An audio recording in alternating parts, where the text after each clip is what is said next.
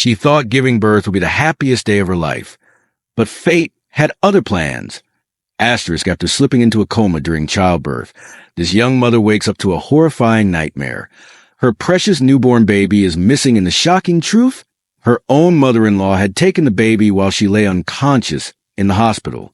Don't forget to like, thumbs up, share counterclockwise arrows button, and subscribe. Lila was lying in a hospital bed, tubes snaking from her arms, her breathing steady but lifeless. She'd been in a coma for 3 weeks after a car accident that nearly took her life. Her husband, Ethan, sat by her side every day, whispering promises that she'd wake up. Their newborn daughter, Ava, had been delivered prematurely during emergency surgery after crash. Ava was healthy, a tiny miracle in the chaos. But Lila hadn't even held her yet. Ethan's mother, Margaret, had stepped in to care for Ava while Ethan focused on Lila. At least, that's what everyone thought. It started with small things. Margaret would take Ava home for just a few hours to give Ethan a break. She'd insist on feeding Ava, changing her, rocking her to sleep. Ethan was too exhausted to notice how possessive Margaret was becoming. But Lila's sister, Sarah, saw it. She saw the way Margaret clutched Ava like the baby was hers, the way she dismissed anyone else who tried to hold her. One day, Sarah confronted Margaret at the hospital while Ethan was in the cafeteria. "Margaret, why don't you let me take Ava for a bit?" Sarah asked, her voice calm but firm. "You've been with her all day." Margaret's eyes narrowed, her arms tightening around the baby. "I'm her grandmother. I know what she needs." "You're not even a mother, Sarah. What do you know about babies?" Sarah's jaw clenched. "I'm her aunt. I love her just as much as you do. And Lila would want me to be involved." "Don't you dare tell me what Lila would want." Margaret snapped, her voice low but venomous. "Lila's not here, is she? She's lying in that bed, and I'm the one taking care of her daughter, not you." Sarah took a step closer, her voice steady. "You're acting like Ava's yours, Margaret. She's not. She's Lila and Ethan's. You need to back off." Margaret's face flushed red. "Back off? I'm the only one keeping this family together. Ethan's a mess, and you're out here playing detective. If you cared about Ava, you'd let me do what's best for her." Sarah's hands balled into fists. "What's best for her? You're not her mother. You're not even her guardian. You're just a grandma, Margaret. Don't forget that." Margaret's lips curled into a sneer. "We'll see about that." That night, Margaret didn't bring Ava back to the hospital. Ethan called her, confused, asking where she was. Margaret said Ava was fussy and needed to stay at her house overnight. Ethan, drained and trusting, agreed. Sarah, though, wasn't buying it. She drove to Margaret's house at 10 p.m., banging on the door. "Margaret, open the door." Sarah shouted, "I know you're in there with Ava." The door cracked open, and Margaret stood there, Ava asleep in her arms. "What is wrong with you, Sarah?" "It's late. You're scaring the baby." "Give me Ava," Sarah demanded. "You can't just keep her here like this. Ethan didn't even know you weren't coming back." Margaret's eyes glinted with defiance. "Ethan knows. He trusts me. Unlike you, I'm not trying to tear this family apart." "Tear apart?" Sarah's voice rose. "You're the one acting like some crazed kidnapper. You don't get to decide where Ava goes or who she stays with." Margaret stepped forward, her voice dropping to a hiss. "Kidnapper? How dare you? I'm protecting Ava. You think Ethan can handle her right now? He can barely handle himself. And you're just jealous because I'm the one she needs." Sarah's heart pounded, but she kept her ground. "You're delusional, Margaret. Ava needs her family, not just you. Now hand her over, or I'm calling the police." Margaret's face twisted with rage. "Go ahead and call them. See how far that gets you. I'm her grandmother. They'll laugh in your face." Sarah didn't call the police that night, but she told Ethan everything. He brushed it off, saying Margaret was just stressed and Sarah was overreacting. "She's my mom, Sarah." Ethan said, "She loves Ava. She's not doing anything wrong." But Sarah wasn't convinced. She started watching Margaret closely, noticing how she dodged questions about where she was taking Ava, how she'd changed the subject when anyone mentioned Lila waking up. Then, one morning, Sarah got a call from the hospital. Lila was showing signs of improvement. Her fingers had twitched, and her brain activity was spiking. Sarah rushed to tell Ethan, who was overjoyed. They sat by Lila's bed, holding her hand, praying she'd open her eyes. Margaret, though, wasn't at the hospital. She was at home, packing a suitcase. Ava was in a car seat, cooing softly. Margaret muttered to herself as she stuffed clothes and diapers into the bag. They don't deserve you, Ava. They can't take care of you like I can. I'm the only one who loves you enough. That afternoon, Sarah went to Margaret's house to share the good news about Lila. But when she got there, the house was empty. No, Margaret. No, Ava. Sarah's stomach dropped. She called Margaret's phone, straight to voicemail. She called Ethan, her voice shaking. Ethan! She's gone. Margaret took Ava. They're not here. Ethan's voice was frantic. What do you mean, gone? She's probably at the store or something. No, Ethan. Sarah yelled. Her car's gone. The house is locked. She's not answering her phone. She took Ava. Ethan hung up and called his mother, leaving a voicemail. Mom, where are you? Sarah says you're not home. Just call me back, okay? I need to know Ava's safe. Hours passed with no word. Sarah and Ethan went to police, who said they couldn't do much yet.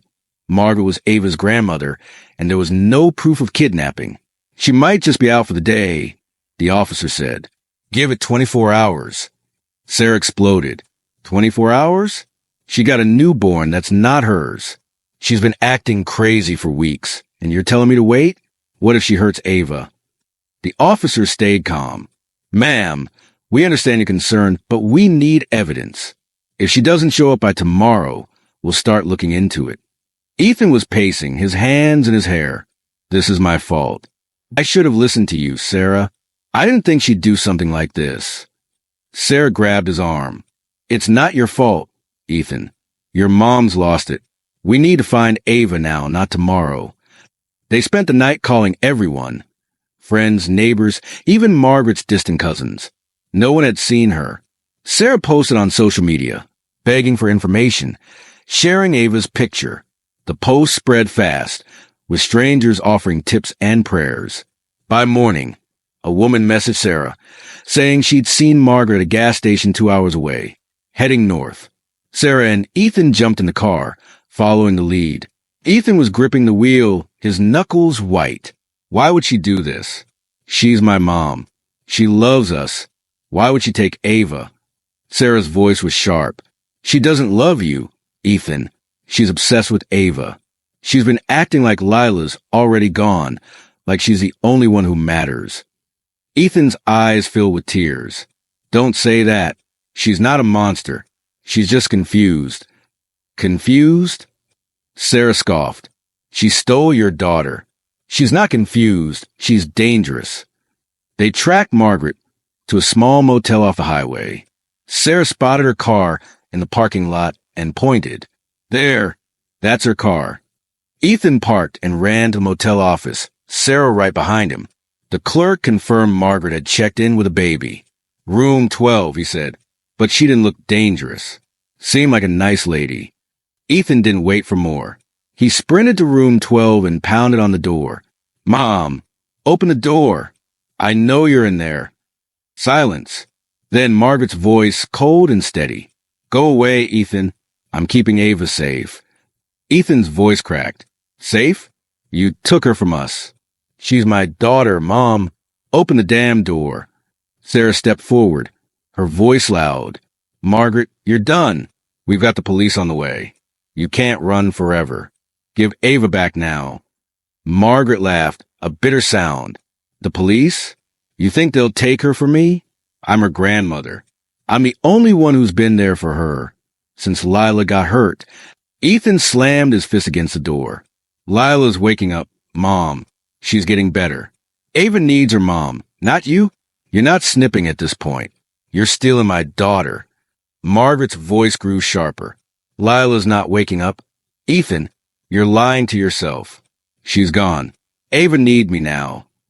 Sarah shouted, You're sick, Margaret. You can't just take a baby because you want her. You're breaking the law. The door stayed shut. Ethan was shaking, tears streaming down his face. Mom, please. I'm begging you. Don't do this to me. Don't do this to Ava. Just open the door. Inside, Margaret hesitated. She looked down at Ava, sleeping in a makeshift crib made of pillows. Her resolve wavered, but her anger flared again. You don't understand. Ethan, you're too weak to raise her. Lila's never going to be the same. Ava deserves better. Ethan's voice broke. Better? You think stealing her is better? You're tearing our family apart. I trusted you, Mom. I trusted you with my daughter. Sarah grabbed Ethan's arm. She's not listening. Ethan, we need to get the police here now. But before they could call, the door creaked open. Margaret stood there, Ava in her arms, her face pale and defiant. Take her, she spat. But you'll regret this. You'll see I was right. Ethan lunged forward, gently taking Ava from her. He held her close, sobbing, Oh, God, Ava, you're okay. You're okay. Sarah glared at Margaret. You're going to jail for this, you know that? You can't just walk away. Margaret's eyes burned with rage. Jail? For loving my granddaughter? You're the ones who should be ashamed, letting her grow up with a mother who'll never be whole again. Ethan spun around, his voice raw. Don't you dare talk about Lila like that. She's fighting to come back to us. She's stronger than you'll ever be. Margaret smirked. We'll see how strong she is when she wakes up and finds out what a mess you've made. Sarah stepped toward Margaret, her voice low and furious. You're done, Margaret. You've lost Ethan. You've lost Ava. You've lost everything. Was it worth it? Margaret's face crumpled, but she didn't answer. The police arrived minutes later. Cuffing her, she screamed, I did it for Ava. I did it for her. Ethan held Ava tightly, whispering, It's over, baby. Daddy's got you. We're going home to Mommy. At the hospital, Lila's condition kept improving. Ethan sat by her bed, Ava in his arms, telling her everything. I'm so sorry, Lila. I should have protected her. But she's here now. She's safe. We're waiting for you. Sarah stood by the door, watching them. She'd never forgive Margaret, but she knew one thing. Ava was back where she belonged. And Lila, fighting her way out of the darkness, would hold her daughter soon. Margaret faced charges for kidnapping, her lawyer arguing she was mentally unwell, driven by grief and fear.